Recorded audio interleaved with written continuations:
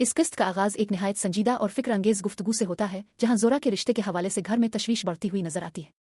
घर के बड़े अफराद इस बात पर जोर देते नजर आते हैं कि हमारे लिए सबसे अहम चीज़ यह है कि लड़के का बैकग्राउंड अच्छा हो, खानदान अच्छा हो और माली हैसियत मुस्तहकम हो। उनका मानना है कि सिर्फ मोहब्बत अपसंद काफ़ी नहीं होती, बल्कि शादी के लिए खानदान, इज्जत और साख भी बहुत ज़रूरी होती है। जोरा खुद इस सूरत-ए-हाल को समझने की कोशिश करती है, मगर वो परेशान भी है।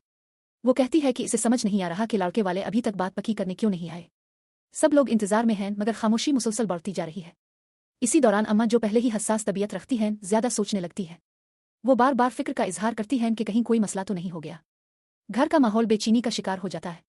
जोरा उन्हें तसल्ली देने की कोशिश करती है और कहती है कि अम्मा जी, इतना ज्यादा मत सोचें, सब ठीक हो जाएगा। मगर अंदर से वो खुद भी घबराई हुई होती है। फिर एक अहम मोड़ आता है जब रोहान जोरा से माजरत करते हुए कहता है कि इसे अफसोस है, मगर उसके वालिदैन अभी रिश्ता मांगने नहीं आ रहे। ये बात जोरा के लिए किसी झटके से कम नहीं होती। वो हैरान होकर पूछती है कि क्यों नहीं आ रहे, आखिर क्या वजह है। रोहान कुछ देर खामोश रहने के बाद सच बताता है। वो कहता है कि इसके वालिद ने जमशेद अंकल के बिजनेस और प्रॉपर्टी के बारे में तहकीक करवाई थी। उन्होंने मार्केट से मालूमात हासिल की और मुख्तलिफ लोगों से राय ली।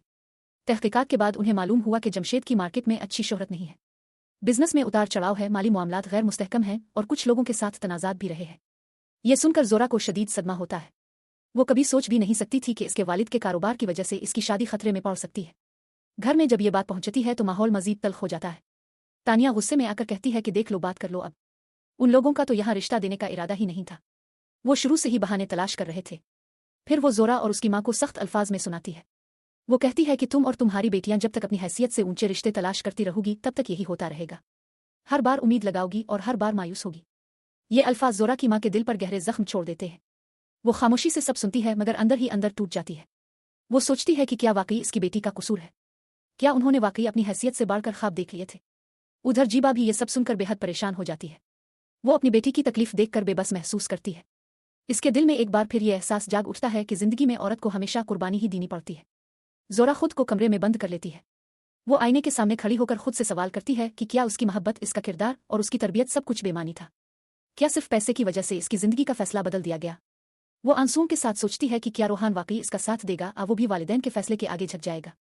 दूसरी तरफ रोहान भी कशमकश का शिकार नजर आता है। वो जोरा से मोहब्बत करता है, मगर वालिदैन की नाफरमानी करने की हिम्मत नहीं रखता। वो अपने दिल और खानदान के दरमियान फंस जाता है। वो कोशिश करता है कि वालिदैन को कायल करे, मगर उन्हें बिजनेस और साख के मामले पर शदीद तहफ़्फ़ुज़ात होते हैं। वो कहते हैं कि शादी सिर्फ जज्बात पर नहीं होती, बल्कि मुस्तकबिल की ज़मानत भी होनी चाहिए। इस किस्त में यह बात बहुत वाज़ेह हो जाती है कि हमारे मुआशरे में शादी सिर्फ दो लोगों का नहीं, बल्कि दो खानदानों का मुआहदा होती है, जहां मोहब्बत से ज्यादा दौलत, हैसियत और इज्जत को तरजीह दी जाती है। जीबा एक बार फिर अपनी जिंदगी का मवाजना बेटी की जिंदगी से करती है।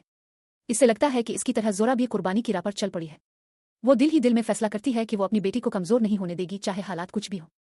किस्त के आखिरी मनाजिर में जोरा खामोशी से दुआ करती नजर आती है, रोहान परेशानी में डूबा होता है और घर के बाकी अफराद गैर यकीनी सूरत-ए-हाल में मुब्तला होते हैं।